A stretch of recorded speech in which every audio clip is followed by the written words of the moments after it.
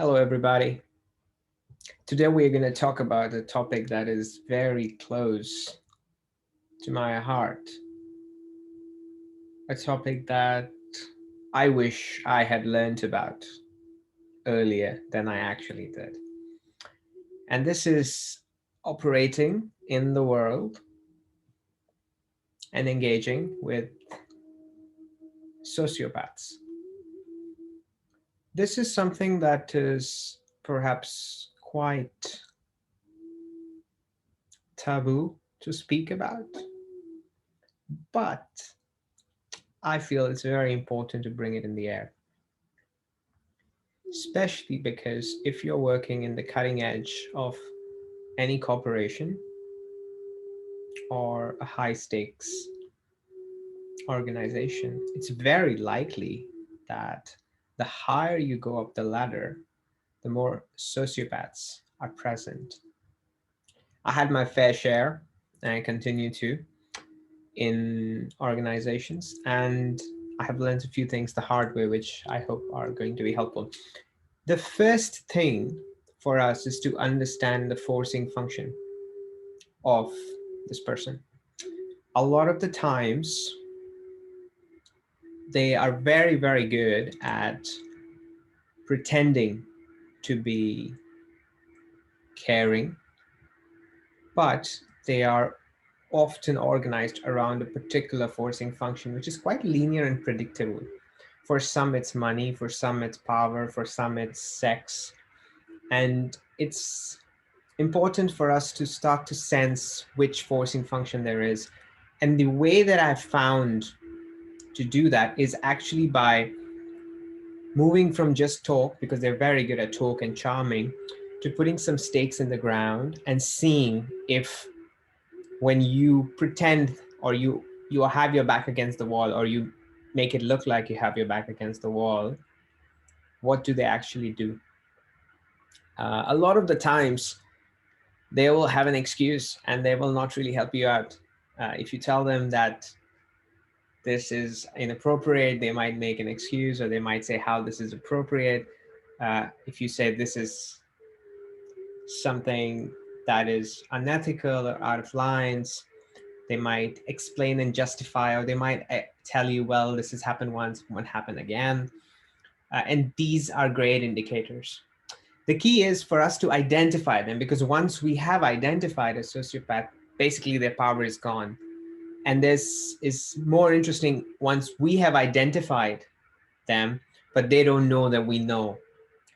And that moment, we can very easily operationalize them because we know their forcing function, we know how they operate. All we need to do is just use the carrot and stick, almost like Pavlov and his dogs. The best strategy, however, is to not engage with them. If you can, leave that team, leave that organization, leave that community, leave that relationship, leave that acquaintance. Whatever you can do easily to get out of it. Know that it's not going to change. It is going to be the way it is because they are wired in a particular way. There is no really need to create a lot of angst by taking it personal. I think it's often helpful to recognize this is we can sort of manage this while having compassion and yet not naivety. So we have to know when to keep the sword sharp and at the same time push back as needed. But like they say, when you fight with a pig, the pig enjoys it and you get dirty. So the best strategy is to exit as soon as possible. And if you cannot exit, then the second strategy is to operationalize them. And another thing to remember is certain industries and systems which have very clear rewards would often have a very high percentage of sociopaths of specific flavors. So finance, for instance, is an industry which has a lot of sociopaths who focus and find the money as their key driver, and that's what they care about, the value. So they don't have like a sense of self-worth, so they need to constantly acquire more money for that perspective, and any suffering that comes in the way is all right. And they will find narratives to justify them if they need to the world. But often, one interesting thing about sociopaths is they don't really feel that element of guilt. So they don't have that emotional sensitivity. So that's another way you can get a sense of them.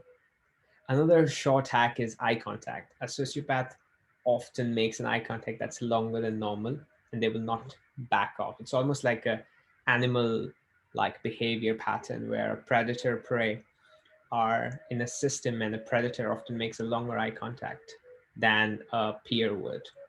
So that's another way to get a sense of, are they able to intuitively sense when is appropriate and not? And if not, then you start getting a vibe often. Now, moving from finance, there are other spectrum of sociopaths who are focused around power. These play up in general organization, but majority of them would often go to places of pure power, which would be politics.